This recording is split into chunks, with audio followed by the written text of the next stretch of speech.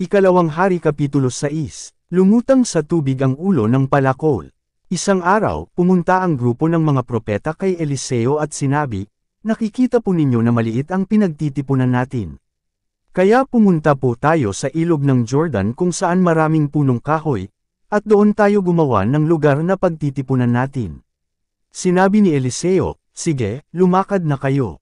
Pero sinabi ng isa sa kanila, "Kung maaari po, Guro, sumama na lang kayo sa amin." Sumagot siya, "Oh sige, sasama ako." Kaya sumama siya sa kanila. Pumunta nga sila sa ilog ng Jordan at pumutol ng mga punong kahoy. Habang ang isa sa kanila ay pumuputol ng punong kahoy, nahulog ang ulo ng palakol niya sa tubig, kaya sumigaw siya, "Guro, hiniram ko lang po iyon."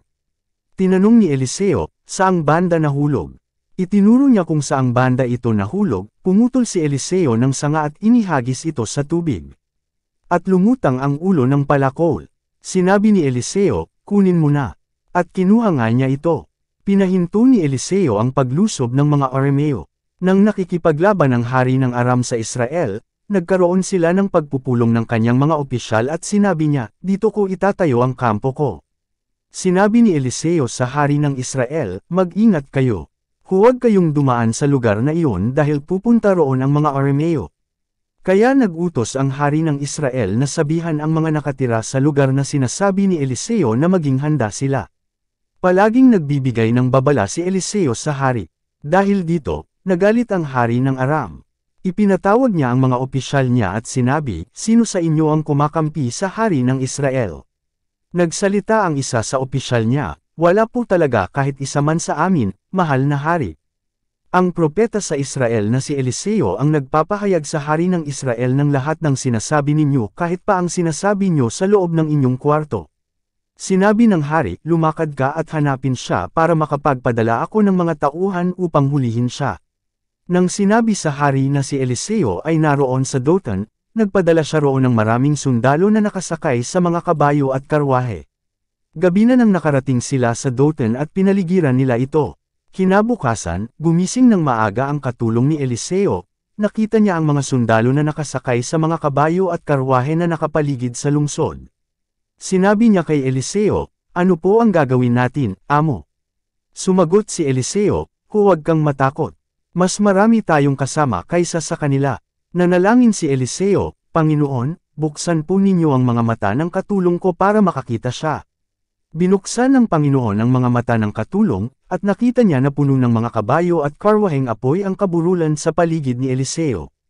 Habang papunta ang mga kaaway kay Eliseo, nanalangin siya, "Panginoon, bulagin po ninyo ang mga taong ito." Kaya binulag sila ng Panginoon ayon sa hiling ni Eliseo. Sinabi ni Eliseo sa mga kaaway, "Hindi ito ang tamang daan at hindi ito ang lungsod ng Dothan. Sumunod kayo sa akin, dadalhin ko kayo sa taong hinahanap ninyo." Kaya dinala sila ni Eliseo sa Samaria. Pagpasok nila sa Samaria nanalangin si Eliseo, "Panginoon, buksan po ninyo ang mga mata nila para makakita sila." Binuksan nga ng Panginoon ang mga mata ng mga sundalo ng Aram at nakita nila na nasa loob na sila ng Samaria. Pagkakita ng hari ng Israel sa kanila, tinanong niya si Eliseo, "Papatayin ko po ba sila, Ama?" Sumagot si Eliseo, "Huwag mo silang patayin. Pinapatay ba natin ang mga bihag sa labanan? Bigyan mo sila ng makakain at maiinom at pabalaykan mo sila sa kanilang hari." Kaya naghanda ang hari ng isang malaking salo-salo para sa kanila at pagkatapos, pinauwi sila sa kanilang hari. At mula noon, hindi na muling lumusab ang mga Arameo sa lupain ng Israel. Pinaligiran ang Samaria. Kinalaunan, tinipon ni Haring Ben-Hadad ng Aram ang kanyang buong hukbo, at nilusob ang Samaria. Dahil dito, nagkaroon ng malaking tagutom sa lungsod, hanggang sa nagsitaasan ang mga bilihin. Ang halaga ng ulo ng asno ay 80 pirasong pilak at ang isang gatang na dumi ng kalapati ay 5 pirasong pilak. Isang araw, habang dumaraan ang hari ng Israel sa itaas ng pader, may isang babae na sumigaw sa kanya, "Tulungan po ninyo ako, mahal na hari." Sumagot ang hari, "Kung hindi ka tinutulungan ng Panginoon, paano kita matutulungan? Wala akong trigo o katas ng ubas na maibibigay sa iyo."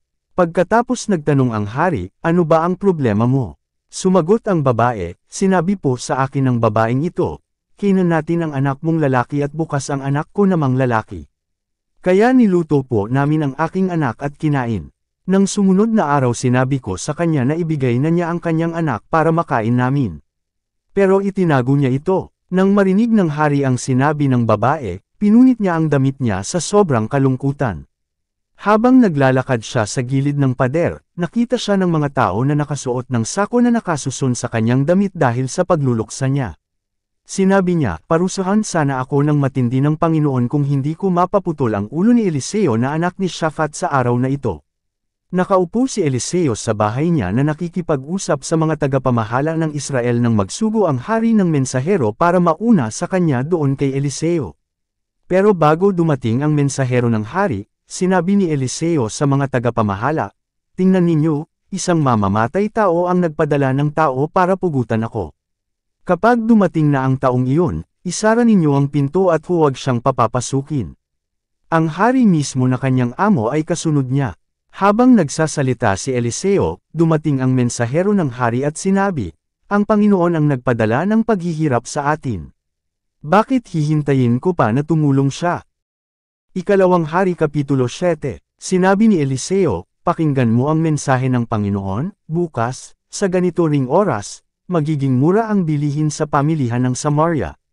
Isang pirasong pilak na lang ang halaga ng isang takal na harina at ganoon din ang halaga ng 2 takal ng sebada. Sinabi ng opisyal na katiwala ng hari, kahit na magpaulan pa ang Panginoon hindi magiging ganoon kadami ang ani. Sumagot si Eliseo, makikita mo na mangyayari iyon, pero hindi ka makakakain ng kahit ano. Huminto ang mga Arameo sa paglusob. May 4 na tao na may malubhang sakit sa balat na nakaupo sa pintuan ng lungsod. Sinabi nila sa isa't isa, bakit kailangan nating umupo rito hanggang sa mamatay? Kung papasok tayo sa lungsod, mamamatay tayo sa gutom at kung mauupo lang tayo rito, mamamatay din tayo. Kaya pumunta na lang tayo sa kampo ng mga Arameo at sumuko. Nasa kanila na kung bubuhayin nila tayo o papatayin. Kaya kinagabihan, pumunta sila sa kampo ng mga Arameo. Pero pagdating nila roon, walang tao. Ipinarinig ng Panginoon sa mga sundalo ng Aram ang ingay ng mga karwahe, kabayo at mga sundalo, kaya nasabi nila sa isa't isa, baka inupahan ng hari ng Israel ang hari ng Heteo at ang hari ng Ehipto para lusubin tayo. Kaya tumakas sila ng gabing iyon at iniwanan nila ang mga tolda, kabayo at mga asno nila. Iniwan din nila ang kampo nila at iniligtas ang mga sarili nila. Nang dumating sa kampo ang mga taong may malubhang sakit sa balat, isa-isa nilang pinasok ang mga tolda, kumain sila at uminom. Kinuha nila ang mga pilak, ginto at damit, at itinago ang mga ito. Sa bandang huli, sinabi nila sa isa't isa, hindi ito tama. Magandang balita ang nangyari sa araw na ito, kaya hindi natin dapat ilihim.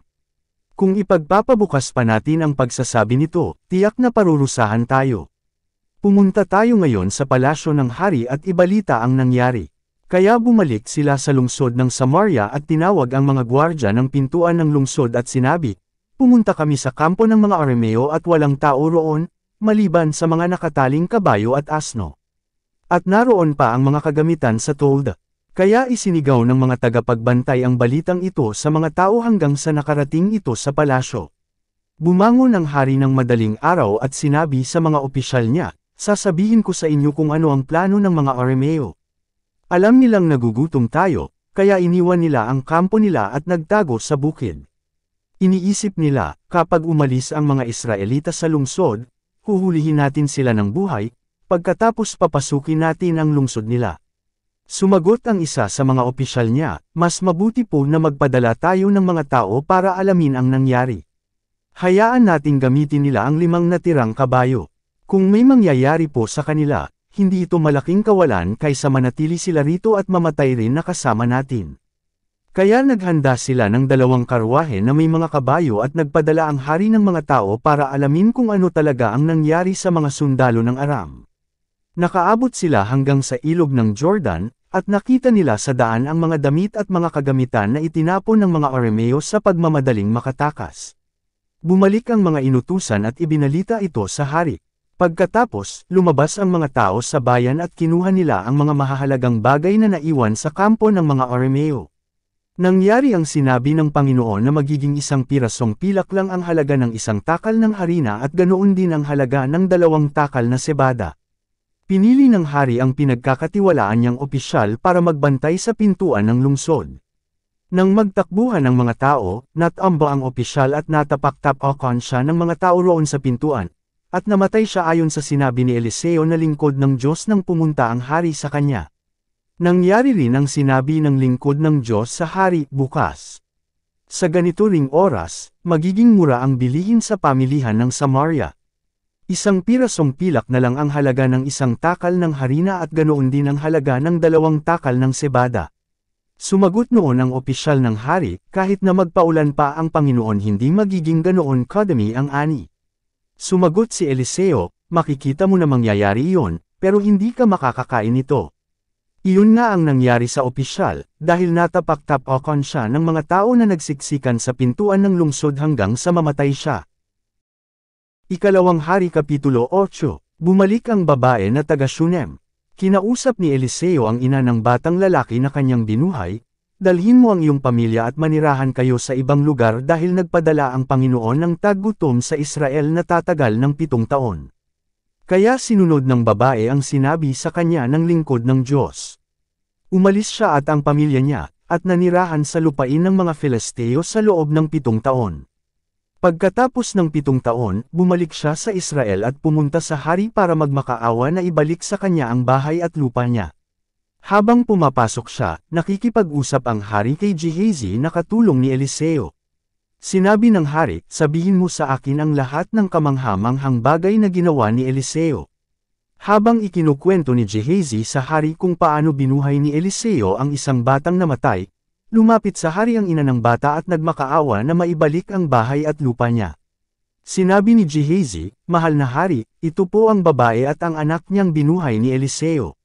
Tinanong ng hari ang babae kung totoo ba ang tungkol doon at sinabi ng babae na totoo iyon. Kaya nagpatawag ang hari ng isang opisyal para tulungan ang babae. Sinabi niya sa opisyal, tulungan mo siyang maibalik ang lahat ng nawala sa kanya, kasama ang lahat ng perang dapat kinita niya na galing sa bukid niya mula nang siya ay umalis hanggang ngayon. Pinatay ni Hazael si Ben-Hadad. Pumunta si Eliseo sa Damascus, kung saan naroon ang may sakit na si Ben-Hadad na hari ng Aram. Nang mabalitaan ng hari na dumating ang lingkod ng Diyos, sinabi niya kay Hazael, magdala ka ng regalo at salubungin mo ang lingkod ng Diyos. Sabihin mo sa kanya na tanungin ng Panginoon kung gagaling pa ako sa aking sakit. Kaya pumunta si Hazael kay Eliseo na may dalang 40 kamelyo na kinargahan ng pinakamagandang produkto ng Damascus bilang regalo. Pagdating niya kay Eliseo, sinabi niya, inutusan po ako ng lingkod ninyong si Haring Ben-Hadad ng Aram, para tanungin kayo kung gagaling pa siya sa sakit niya. Sumagot si Eliseo, sabihin mo sa kanya na siguradong gagaling siya, pero sinabi sa akin ng Panginoon na tiyak na mamamatay siya. Tinitigan niyang mabuti si Hazael hanggang sa nahiya ito. Pagkatapos, umiyak si Eliseo. Tinanong siya ni Hazael, Ginoo, bakit po kayo umiiyak? Sumagot siya, dahil nalalaman ko ang masamang gagawin mo sa mga Israelita. Susunugan mo ang matatatag na lungsod, papatayin mo ang mga binata nila sa pamamagitan ng espada, ihahampos mo ang maliliit nilang anak at hahatiin mo ang tiyan ng mga buntis. Sumagot si Hazael, paano magagawa ng isang aliping katulad ko ang mga bagay na yan? Gayong ako ay isang hamak na tagasunod lang. Sumagot si Eliseo, ipinakita sa akin ng Panginoon na magiging hari ka ng Aram. Umalis si Hazael at bumalik sa amo niya na si Haring Ben-Hadad. Tinanong siya ni Ben-Hadad, ano ang sinabi ni Eliseo sa iyo? Sumagot si Hazael, sinabi niya po sa akin na tiyak na gagaling kayo. Pero nang sumunod na araw, kumuha si Hazael ng makapal na tela, isinawsaw ito sa tubig at itinakip sa mukha ng hari hanggang sa mamatay ito. Kaya si Hazael ang pumalit bilang hari ng Aram. Ang paghahari ni Jehoram sa Juda. Naging hari ng Juda ang anak ni Jehoshaphat na si Jehoram ng 5 taon ng paghahari ni Joram sa Israel. Si Joram ay anak ni Ahab. Si Jehoram ay 32 taong gulang nang maging hari.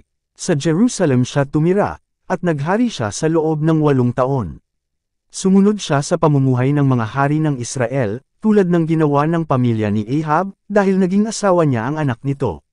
Masama ang ginawa niya sa paningin ng Panginoon. Pero dahil kay David, hindi winasak ng Panginoon ng Juda dahil nangako ang Panginoon na hindi mawawalan si David ng angkan na maghahari magpakailanman. Nang panahon ng paghahari ni Jehoram, nagrebelde ang Edom sa Juda. At pumili sila ng sarili nilang hari. Kaya pumunta si Jehoram sa Zer dala ang lahat ng kanyang karwahe. Pinalibutan sila ng mga Edomita. Ngunit kinagabihan, sinalakay nila ang mga Edomita, nakalusot sila at nakatakas. Pagkatapos, nagsiuwi ang mga sundalo niya sa tolda nila. Hanggang ngayon, nagre-rebelde pa rin ang Edom sa Juda. Sa panahon ding iyon, nagrebelde rin ang Libna. Ang iba pang salaysay tungkol sa paghahari ni Jehoram, at ang lahat na ginawa niya at pagtatagumpay ay nakasulat sa aklat ng kasaysayan ng mga hari ng Israel. Nang mamatay si Jehoram, inilibing siya sa libingan ng mga ninuno niya sa lungsod ni David. At ang anak niyang si Ahaziah ang pumalit sa kanya bilang hari. Ang paghahari ni Ahaziah sa Juda. Naging hari ng Juda ang anak ni Jehoram na si Ahaziah ng 12 taon ng paghahari ni Joram sa Israel. Si Joram ay anak ni Ahab. Si Ahaziah ay 22 taong gulang nang maging hari. Sa Jerusalem siya tumira, at naghari siya sa loob ng 1 taon. Ang ina niya ay si Atalia na apo ni Haring Omri ng Israel. Sumunod siya sa pamumuhay ng pamilya ni Ahab. Masama ang ginawa niya sa paningin ng Panginoon gaya ng ginawa ng pamilya ni Ahab dahil ginawa niyang asawa ang isa sa kapamilya nito. Sumama si Ahaziah sa anak ni Ahab na si Joram sa pakikipaglaban kay Haring Hazael ng Aram. Nakipaglaban sila sa Ramoth Gilead at nasugatan si Joram. Umuwi si Haring Joram sa lungsod ng Jezreel para magpagaling ng sugat niya. Habang naroon siya, dinalaw siya ni Haring Ahaziah ng Juda. Ikalawang Hari Kapitulo 9, Ginawang hari ng Israel si Jehu. Ipinatawag ni Eliseo ang isa sa miyembro ng grupo ng mga propeta at sinabi, "Maghanda ka, dalhin mo ang lalagyan ng langis, at pumunta ka sa Ramoth Gilead. Pagdating mo roon, hanapin mo si Jehu na anak ni Jehoshaphat na apo ni Nimzi. Kunin mo siya sa mga kasama niya at dalhin mo sa isang kwarto na 2 lang kayo. Pagkatapos, kunin mo ang langis, ibuhos mo sa ulo niya at sabihin, 'Ito ang sinasabi ng Panginoon, pinili kitang maging hari ng Israel.' Pagkatapos, buksan mo ang pintuan at tumakbo ka ng mabilis." Kaya pumunta ang binatang propeta sa Ramoth Gilead. Pagdating niya roon, nakita niyang nakaupo ang mga opisyal na mga sundalo. Sinabi niya, "May mensahe po ako para sa inyo, mahal na pinuno." Nagtanong si Jehu, "Para kanino iyan?" Sumagot ang tao, "Para po sa inyo, mahal na pinuno." Tumayo si Jehu at pumasok sa bahay. Pagkatapos, ibinuhos ng propeta ang langis sa ulo ni Jehu at sinabi, "Ito ang sinasabi ng Panginoon, ang Diyos ng Israel, pinili kitang maging hari ng mga mamamayan ng Panginoon sa Israel. Patayin mo ang pamilya ni Ahab na iyong amo. Sa ganitong paraan, may paghihiganti ko ang mga propeta at ang iba pang mga lingkod ng Panginoon na pinatay ni Jezebel. Mauubos ang lahat ng miyembro ng pamilya ni Ahab. Papatayin ko ang lahat ng lalaki sa kanyang pamilya, alipin man o hindi. Gagawin ko sa pamilya ni Ahab ang ginawa ko sa pamilya ni Jeroboam na anak ni Nebat, at sa pamilya ni Baasha na anak ni Ahia. Si Jezebel naman ay kakainin ng mga aso sa lupain ng Jezreel at walang maglilibing sa kanya." Binuksan ng batang propeta ang pinto at tumakbo papalayo. Pagbalik ni Jehu sa mga kasama niyang opisyal, isa sa kanila ang nagtanong sa kanya, "May problema ba? Bakit ka pinuntahan ng baliw na iyon?" Sumagot si Jehu, "Kilala ninyo kung sino siya at kung ano ang kanyang pinagsasabi." Sumagot sila, "Hindi totoo iyan. Sabihin mo sa amin kung ano talaga ang sinabi niya." Sinabi ni Jehu, "Ito ang sinabi niya sa akin, sinabi ng Panginoon, ang Diyos ng Israel, pinili kitang maging hari ng Israel." Nang marinig ito ng mga opisyal, tinanggal nila ang mga balabal nila at inilatag sa hagdanan para kay Jehu. Pinatunog nila ang trumpeta at sumigaw, "Si Jehu na ang hari." Pinatay ni Jehu sina Joram at Ahaziah. Nagplano si Jehu na anak ni Jehoshaphat at apo ni Nimzi laban kay Joram. Nang panahong iyon, ipinagtatanggol ni Joram at ng mga taga-Israel ang Ramoth Gilead laban kay Haring Hazael ng Aram. Pero nasugatan si Joram sa pakikipaglaban nila sa mga Arameo kaya kinailangan niyang umuwi sa Jezreel para magpagaling. Sinabi ni Jehu sa mga kasama niyang opisyal, "Kung gusto ninyo maging hari ako, huwag ninyong hayaang may lumabas sa lungsod para pumunta sa Jezreel at ibalita na ginawa ninyo akong hari. Sumakay agad si Jehu sa karwahe niya at pumunta sa Jezreel kung saan nagpapagaling si Joram. Si Haring Ahaziah ay naroon din dahil binisita niya si Joram. Ngayon, nakita ng gwardya sa tore ng Jezreel si Jehu na paparating kasama ang mga sundalo nito, kaya sumigaw siya, may paparating na mga sundalo. Sumagot si Joram, magpadala ka ng mga ngabayo para alamin kung kapayapaan ang sadya nila sa pagpunta rito. Kaya umalis ang mga ngabayo para salubungin si Jehu at sinabi, gusto pong malaman ng hari kung kapayapaan ang sadya ninyo rito. Sumagot si Jehu, wala ka nang pakialam doon. Sumunod ka sa akin. Sumigaw ang gwardya sa hari, nakarating na po sa kanila ang mga ngabayo pero hindi pa siya bumabalik. Kaya muling nagpadala ang hari ng isang mga ngabayo. Pagdating niya kina Jehu sinabi niya, gustong malaman ng hari kung kapayapaan ang sadya ninyo rito. Sumagot si Jehu, wala ka nang pakialam doon. Sumunod ka sa akin. Muling sumigaw ang gwardya sa hari, nakarating na po sa kanila ang ikalawang mga ngabayo, pero hindi pa siya bumabalik. Sobrang bilis magpatakbo ng karwahe ng kanilang pinuno, parang si Jehu na apo ni Nimzi.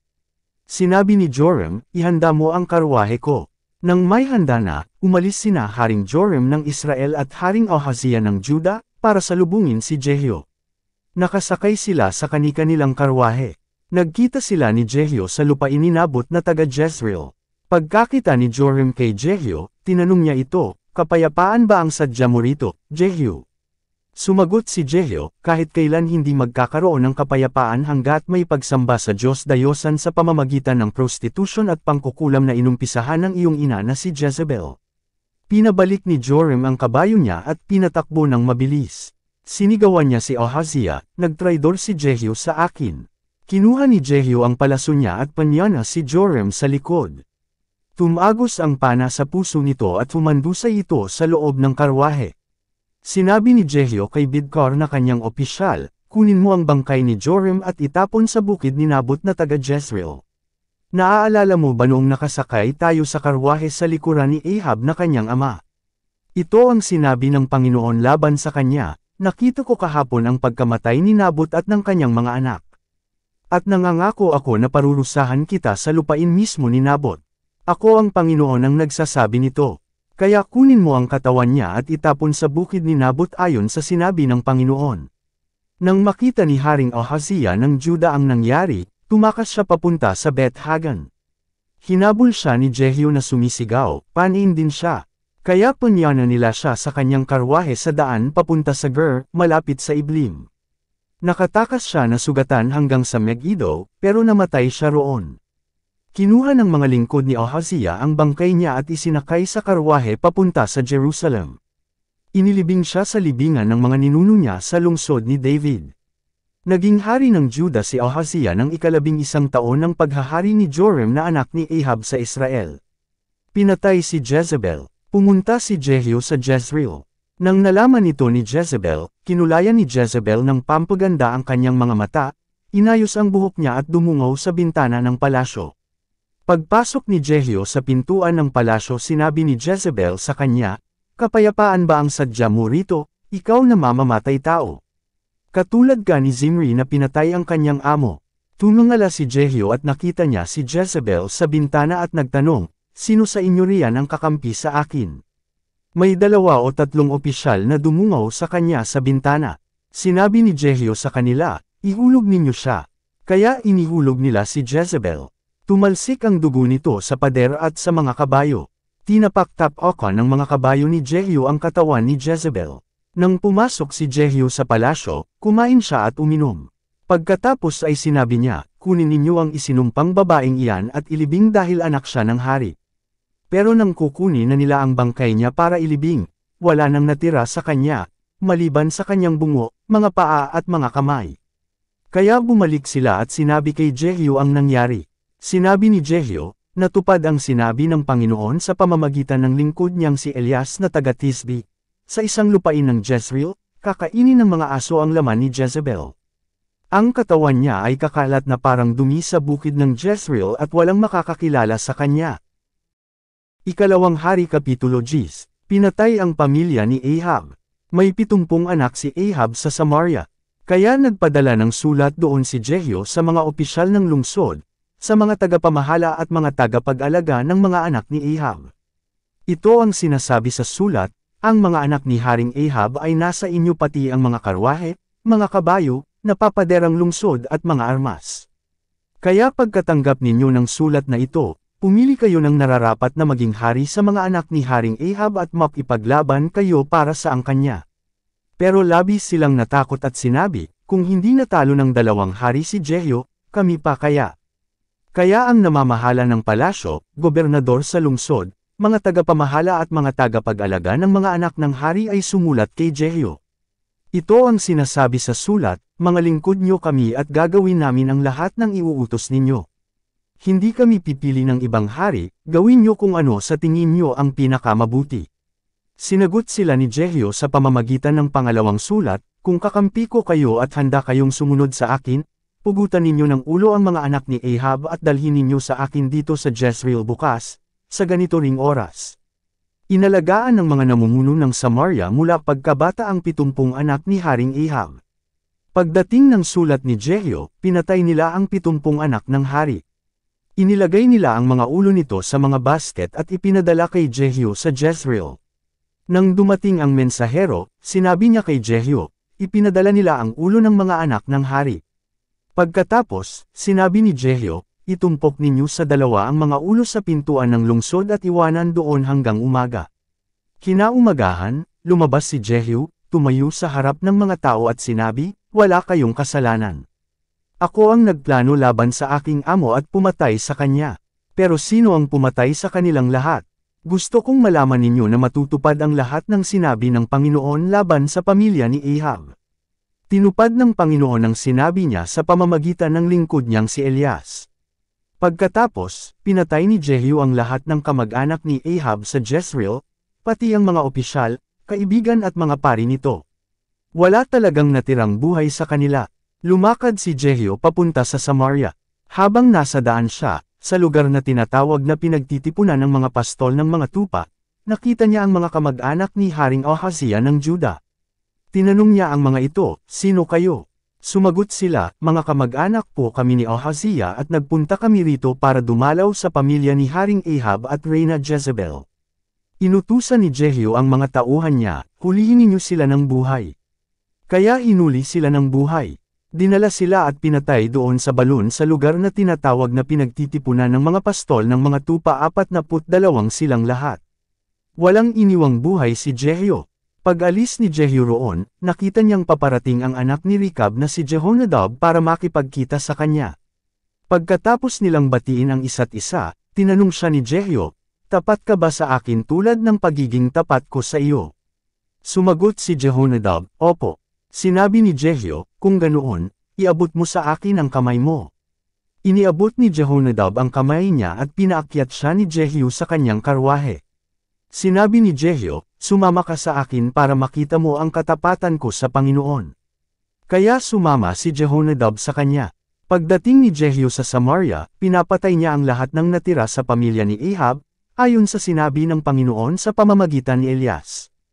Pinapatay ang mga naglilingkod kay Baal. Tinipon ni Jehu ang lahat ng tao at sinabi, hindi ganoon katapat si Ahab sa paglilingkod niya kay Baal kung ikukumpara sa gagawin kong paglilingkod.